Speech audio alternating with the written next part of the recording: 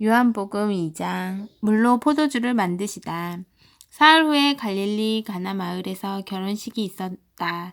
예수의 어머니가 그곳에 있었고 예수와 제자들도 거기에 손님으로 있었다. 결혼 잔치에 포도주가 떨어져 가자 예수의 어머니가 예수께 말했다. 포도주가 거의 바닥났구나. 예수께서 말씀하셨다.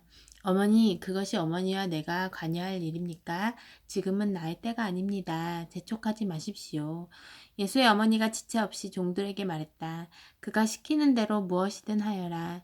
거기에는 유대인들이 정결 예식에 쓰는 물 항아리가 6개 놓여 있었다. 항아리는 각각 75에서 110리터 정도가 들어가는 크기였다. 예수께서 종들에게 지시하셨다. 항아리에 물을 가득 채워라. 그러자 그들은 항아리가 넘치도록 물을 가득 채웠다. 예수께서 이제 주전자에 가득 담아 잔치를 맡은 자에게 갖다 주어라 라고 하고 말씀하셨다. 종들은 그대로 했다. 잔치를 맡은 자가 물이 변하여 된 포도주를 맛보고서 큰 소리로 신랑을 불러 말했다. 그는 방금 무슨 일이 일어났는지 몰랐지만 종들은 알고 있었다. 내가 알기로는 누구나 처음에 가장 맛 좋은 포도주를 내놓다가 손님들이 잔뜩 마신 뒤에는 싸구려를 내놓는데 그대는 지금까지 가장 좋은 포도주를 남겨두었구려. 갈릴리 가나에서 행하신 그 일은 예수께서 보여주신 첫 번째 표적이었고 처음으로 자신의 영광을 나타내신 것이었다. 그분의 제자들이 예수를 믿게 되었다. 이 일이 있고 나서 예수께서는 어머니와 형제들과 제자들과 함께 가버나움으로 내려가 며칠을 지내셨다. 성전을 깨끗하게 하시다. 유대인들이 매년 봄에 지키는 유월절이 막 시작될 무렵 예수께서 예루살렘으로 올라가셨다. 예수께서는 성전이 소와 양과 비둘기를 파는 사람들로 북적대는 것을 보셨다. 고리 대금업자들도 거기서 마음껏 활개를 치고 있었다. 예수께서 가죽끈으로 채찍을 만들어서 그들을 성전에서 쫓아내셨다. 양과 소를 몰아내고 동전을 사방으로 흩어버리시며 고리 대금업자들의 가판대를 뒤엎으셨다. 예수께서 비둘기 상인들에게 이렇게 말씀하셨다. 여기에서 너희 물건을 치워라. 내 아버지 집을 쇼핑몰로 만드는 짓을 그만두어라. 그 순간 제자들은 당신의 집을 향한 열심이 나를 삼킵니다. 라고 한 성경 말씀을 기억했다. 그러나 유대인들은 불쾌한 마음에 이렇게 물었다. 당신이 하는 이 일이 옳다고 입증해 줄 신임장을 제시할 수 있겠소? 예수께서 대답하셨다. 이 성전을 헐어라. 그러면 내가 사흘 만에 다시 짓겠다. 그들은 붕괴하며 말했다. 이 성전을 짓는데 46년이 걸렸는데 당신이 사흘 만에 다시 짓겠다는 거요? 그러나 예수께서 성전이라고 하신 것은 사실은 자신의 몸을 두고 하신 말씀이었다. 나중에 예수께서 죽은 자들 가운데에서 살아나신 뒤에야 제자들은 그분이 그렇게 말씀하신 것을 기억해냈다. 그때에야 제자들은 비로소 올바른 결론을 내릴 수 있었다. 성경에 기록된 말씀과 예수께서 하신 말씀을 모두 믿게 된 것이다. 예수께서 예루살렘에 계시는 유월절 기간 동안 많은 사람들이 그분이 나타내시는 표적을 보았다. 그리고 그 표적이 하나님을 가리킨다는 것을 알고 자신들의 삶을 예수께 맡겼다. 그러나 예수께서는 자신의 삶을 그들에게 맡기지 않으셨다. 예수께서는 그들을 속속들이 하셨고 그들이 신뢰할 수 없는 사람들인 것도 알고 계셨다. 예수께서는 아무런 도움 없이도 그들을 훤히 꿰뚫어 보고 계셨던 것이다. 3장 니고데모와의 대화. 바리새파 사람 가운데 니고데모라는 사람이 있었다. 그는 유대인들 사이에서 유력한 지도자였다. 하루는 그가 밤늦게 예수를 찾아와서 말했다. 라삐님, 우리 모두는 선생님이 하나님께로부터 직접 오신 분이라는 것을 알고 있습니다. 하나님이 관여하시지 않으시면 아무도 선생님이 하시는 일, 곧 하나님을 가리켜 보이고 하나님을 계시하는 일을 할 수 없습니다. 예수께서 말씀하셨다. 내 말이 정말 맞다. 내가 하는 말을 믿어라. 사람이 위로부터 태어나지 않으면 내가 가리키는 하나님 나라를 볼 수 없다. 니고데모가 말했다. 이미 태어나서 다 자란 사람이 어떻게 다시 태어날 수 있겠습니까? 어머니 배에 들어가서 다시 태어날 수는 없습니다. 위로부터 태어난다고 하신 말씀이 도대체 무슨 뜻입니까? 예수께서 말씀하셨다. 너는 귀 기울여 듣지 않는구나. 다시 말해주겠다. 사람은 누구나 근본적인 창조 과정을 거쳐야 한다. 태초에 수면 위를 운행하시던 성령을 통한 창조, 보이는 세계를 움직이는 보이지 않는 세계, 새로운 생명으로 들어가게 좋게 이끄는 세례. 이 과정들이 없으면 하나님 나라에 들어갈 수 없다. 아기를 예로 들어 설명하겠다. 태어난 아기는 다만 내가 볼 수 있고 만질 수 있는 몸만 가지고 있을 뿐이다. 그러나 그 몸 안에 형성되는 인격은 네가 절대 볼 수 없고 만질 수도 없는 것, 성령으로 빚어져 살아있는 영이 되는 것이다. 바로 이러한 과정을 말하는 것이다. 그러니 너는 위로부터 태어나야 한다는 말, 곧 이 세상의 가치로부터 떠나야 한다는 내 말에 놀라지 마라.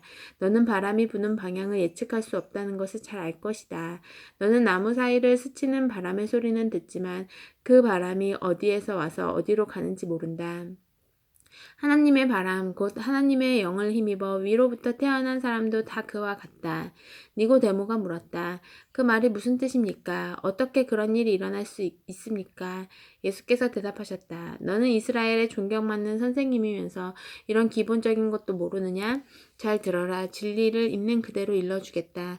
나는 경험으로 아는 것만 말한다. 나는 내 두 눈으로 본 것만 증언한다. 얻어 들은 말이나 전해 들은 말은 하나도 없다. 그러나 너는 증거를 직면해서 받아들이기는커녕 이런저런 질문으로 꾸물거리고 있구나. 손바닥 보듯 뻔한 사실을 말해도 네가 믿지 않는데 네가 보지 못하는 하나님의 일을 내가 말해봐야 무슨 소용이 있겠느냐. 하나님 앞에서 내려오니 곧 인자 밖에는 아무도 하나님 앞으로 올라간 이가 없다. 모세가 광야에서 뱀을 들어 백성에게 보고 믿게 한 것과 마찬가지로 인자도 들려야 한다. 그러면 그를 바라보는 사람, 그를 믿고 기다리는 사람마다 참된 생명, 영원한 생명을 얻게 될 것이다. 하나님께서 이 세상을 얼마나 사랑하셨는지 그분은 하나뿐인 아들을 우리에게 주셨다. 그것은 아무도 멸망하지 않고 그를 믿는 사람은 누구나 온전하고 영원한 생명을 얻게 하시려는 것이다. 하나님께서 고통을 무릅쓰고 자기 아들을 보내신 것은 세상을 정죄하고 손가락질해서 세상이 얼마나 악한지 일러주시려는 것이 아니다. 아들이 온 것은 세상을 구원하고 다시 바로 잡으려는 것이다.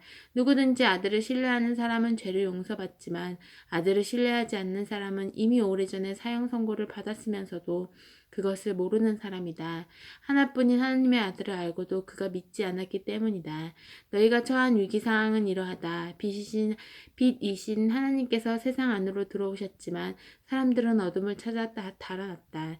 그들이 어둠을 찾아 달아난 것은 하나님을 기쁘시게 해드리는 일에 관심이 없었기 때문이다.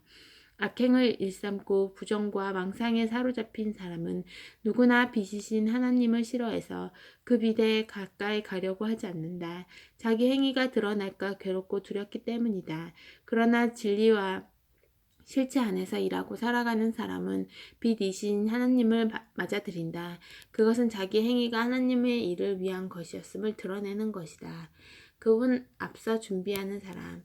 이 대화를 마치고 예수께서 제자들과 함께 유대로 가셔서 그들과 함께 휴식을 취하셨다. 예수께서는 세례도 주셨다. 같은 때에 요한은 살렘 근처에 있는 에논에서 세례를 주고 있었는데 에논은 물이 풍부한 곳이었다. 이때는 아직 요한이 감옥에 갇히기 전이었다. 요한의 제자들이 세례의 본질을 두고 유대 지도자들과 논쟁을 벌였다. 제자들이 요한에게 가서 말했다. 라삐님, 요한강 건너편에서 선생님과 함께 있던 분을 아시지요? 선생님께서 증언하고 인정해 주신 분 말입니다. 그분이 이제는 우리와 경쟁하고 있습니다. 그분도 세례를 주고 있는데 사람들이 우리에게 오지 않고 다 그분에게로 갑니다. 요한이 대답했다. 사람이 하늘의 도움 없이 성공할 수 없다. 나는 지금 영원한 성공을 말하는 것이다. 나는 메시아가 아니다. 나는 그분보다 앞서 보냄을 받아서 그분을 준비하는 사람에 불과하다. 내가 이것을 공개적으로 말할 때 너희도 그 자리에 나와 함께 있었다. 신부를 얻는 이는 당연히 신랑이다. 그리고 들러리가 되어 신랑 곁에서 그가 하는 말을 모두 듣는 신랑의 친구는 참으로 행복하다. 내가 바로 그 사람이다. 이제 결혼식이 끝나고 행복한 결혼 생활이 시작될 것을 잘 아는 신랑의 친구가 어떻게 질투할 수 있겠느냐? 그래서 내 잔이 흘러 넘치는 것이다. 지금은 그분이 중앙무대로 나오시고 나는 가장자리로 비켜나야 할 순간이다. 위로부터 오시는 그분이야말로 하나님께서 보내신 다른 어떤 심부름꾼보다 뛰어나신 분이다. 땅에서 난 자는 땅에 매여서 땅의 언어를 말하지만 하늘에서 나신 분은 우리와 차원이 다르다. 그분은 하늘에서 직접 보고 들은 것을 증거로 제시하신다. 하지만 아무도 그 같은 사실에 관심을 두지 않는다. 그러나 그 증거를 면밀히 살펴보는 사람은 하나님이 곧 진리라는 사실에 자기 목숨을 걸게 된다. 하나님께서 보내신 그분은 하나님의 말씀을 전한다. 하나님께서 성령을 조금씩 나눠 주신다고 생각하지 마라. 아버지는 아들을 한량없이 사랑하신다. 아버지는 아들에게 모든 것을 맡기셔서 아들로 하여금 그 선물을 아낌없이 나눠주게 하셨다. 그래서 아들을 받아들이고 신뢰하는 사람은 누구나 그 모든 것, 곧 온전하고 영원한 생명에 참여하게 된다. 어둠 속에 있어 아들을 신뢰하지 않고 외면하는 사람이 생명을 보지 못하는 것도 그 때문이다. 그가 하나님에 대해 경험하는 것이라고는 온통 어둠, 지독한 어둠뿐이다. 4장 우물가의 여인. 예수께서 바리새인들이 자신과 요한이 세례를 준 횟수를 세고 있다는 것을 아셨다. 실제로 세례를 준 것은 예수가 아니라 그분의 제자들이었다. 바리새인들은 예수가 앞섰다고 점수를 발표하여 그분과 요한이 경쟁하는 것으로 사람들의 눈에 보이게 했다. 그래서 예수께서 유대를 떠나 다시 갈릴리로 가셨다. 갈릴리로 가려면 사마리아를 가로질러 가야 했다. 예수께서 사마리아의 수가라 하는 마을에 이르셨다. 수가는 야곱이 자기 아들 요셉에게 준 땅과 맞닿아 있었는데 야곱의 우물이 아직 거기 있었다. 여행으로 지친 예수께서 우물가에 앉으셨다. 때는 정오 무렵이었다. 한 사마리아 여자가 물을 기르러 나왔다. 예수께서 그 여자에게 말씀하셨다. 나에게 물 한 모금 줄 수 있겠느냐? 제자들은 점심거리를 사러 마을에 가고 없었다. 사마리아 여자가 당황하며 물었다. 당신은 유대인이면서 어떻게 사마리아 여자인 나에게 물을 달라고 하십니까? 당시의 유대인들은 사마리아 사람들과 절대로 말을 나누려고 하지 않았다. 예수께서 대답하셨다. 내가 하나님의 호하심을 알고 내가 누구인지 알았더라면 내게 마실 물을 달라고 했을 것이고 나는 내게 시원한 생수를 주었을 것이다. 그러자 여자가 말했다. 선생님께는 물 깃는 두레박도 없고 또 이 우물은 깊습니다. 그런데 어떻게 생수를 주시겠다는 말입니까? 선생님이 우리 조상 야곱보다 더 뛰어난 분이라는 말입니까? 그는 이 우물을 파서 자신은 물론이고 자기 아들들과 가축들까지 이 물에서 마시게 했고 우리에게 물려주기까지 했습니다. 예수께서 말씀하셨다. 이 물을 마시는 사람은 누구나 다시 목마를 것이다. 그러나 내가 주는 물을 마시는 사람은 다시 목마르지 않을 것이다. 내가 주는 물은 그 사람 속에서 솟구쳐 오르는 영원한 생명의 샘이 될 것이다. 여자가 말했다. 선생님, 내게 그 물을 주셔서 내가 다시는 목마르지 않게 해주시고 이 유물을 다시 찾는 일이 없게 해주십시오. 예수께서 말씀하셨다. 가서 남편을 불러서 다시 오너라. 나는 남편이 없습니다. 하고 여자가 대답했다. 남편이 없다고 한 내 말이 맞다. 너는 남편이 5이나 있었고 지금 함께 사는 남자도 내 남편이 아니다. 그러니 네 말이 맞다. 이제 보니 선생님은 예언자이십니다. 그렇다면 이것을 좀 말해 주십시오. 우리 조상들은 이 산에서 하나님께 예배를 드렸습니다. 하지만 선생님 같은 유대인들은 예루살렘이 유일한 예배 장소라고 주장합니다. 그렇지요? 여자여, 내 말을 믿어라. 너희 사마리아 사람들이 이 산도 아니고 예루살렘도 아닌 곳에서 아버지께 예배 드릴 때가 온다. 너희는 어둠 속에서 확신 없는 예배를 드리지만 우리 유대인들은 밝은 대낮에 확신에 가득 찬 예배를 드린다. 하나님의 구원의 길은 유대인들을 통해 열린다. 그러나 너희가 어떤 이름으로 불리고 어디서 예배 드리는지는 중요하지 않게 될 때가 온다. 사실은 그때가 이미 왔다. 하나님 앞에서 중요한 것은 너희가 어떤 사람이며 어떻게 사느냐 하는 것이다. 너희가 드리는 예배는 너희 영으로 진리를 추구하는 예배여야 한다. 아버지께서는 바로 그런 사람, 곧 그분 앞에 단순하고 정직하게 있는 모습 그대로 예배를 드리는 사람들을 찾으신다. 하나님은 순전한 존재 그 자체, 곧 영이시다. 그러므로 하나님께 예배드리는 사람은 자신의 존재와 자신의 영과 자신의 참된 마음으로 예배드려야 한다. 여자가 말했다. 그것은 잘 모르겠습니다만 메시아가 오신다는 것은 압니다. 그분이 오시면 이 모든 것의 전말을 알게 되겠지요? 예수께서 말씀하셨다. 바로 내가 바로 그다. 너는 더 이상 기다리거나 찾지 않아도 된다. 바로 그때 제자들이 돌아왔다. 제자들은 크게 놀랐다. 예수께서 그런 여자와 이야기를 나누리라고는 생각지도 못했기 때문이다. 제자들 가운데 아무도 자신의 생각을 말하지 않았지만 그들의 얼굴에 다 드러나 있었다. 여자는 눈치를 채고 자리를 떴다. 어찌나 당황했던지 물동이까지 두고 갔다. 여자는 마을로 돌아가서 사람들에게 말했다. 내가 한 일을 다 알고 있는 사람이 있습니다. 와보세요. 그분은 나를 속속들이 아십니다. 혹시 그분이 메시아가 아닐까요? 그래서 그들은 예수를 직접 보러 나갔다. 추수할 때가 되었다. 그 사이에 제자들이 예수께 음식을 권했다. 라삐님, 드십시오. 안 드시겠습니까? 예수께서 제자들에게 말씀하셨다. 나에게는 너희가 알지 못하는 음식이 있다. 제자들은 누가 그분께 먹을 것을 가져다 드리기라도 한 걸까 하고 어리둥절해했다. 예수께서 말씀하셨다. 나를 살게 하는 음식은 나를 보내신 분의 뜻을 행하고 그분이 시작하신 일을 마무리 짓는 것이다.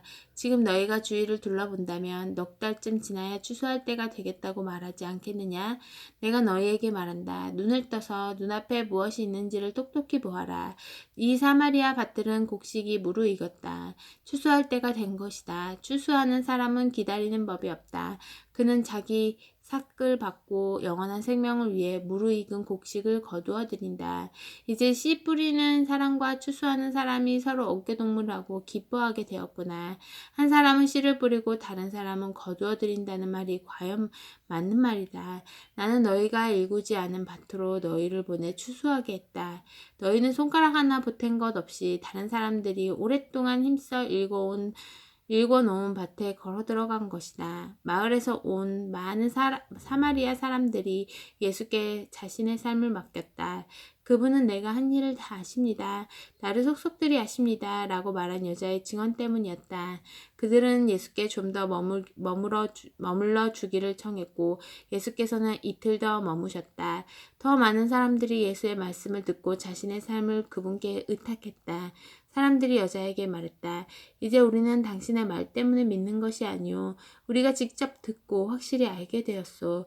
그분은 세상의 구주이십니다. 이틀 후에 예수께서 갈릴리로 떠나셨다. 예수께서는 예언자가 자기가 자란 곳에서는 존경받지 못한다는 것을 경험으로 잘 알고 계셨다.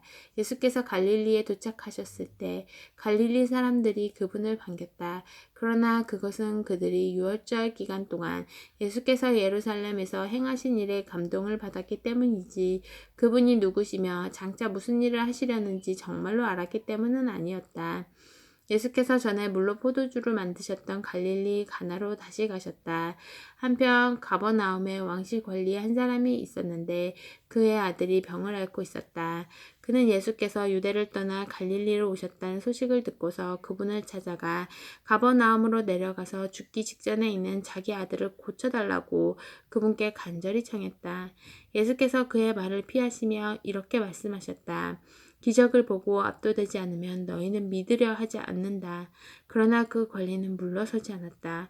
함께 가주십시오. 제 아들의 생사가 달린 일입니다. 예수께서는 그저 집으로 가거라. 내 아들이 살아났다. 고만 대답하셨다. 그 사람은 예수께서 하신 말씀을 그대로 믿고 집으로 향했다.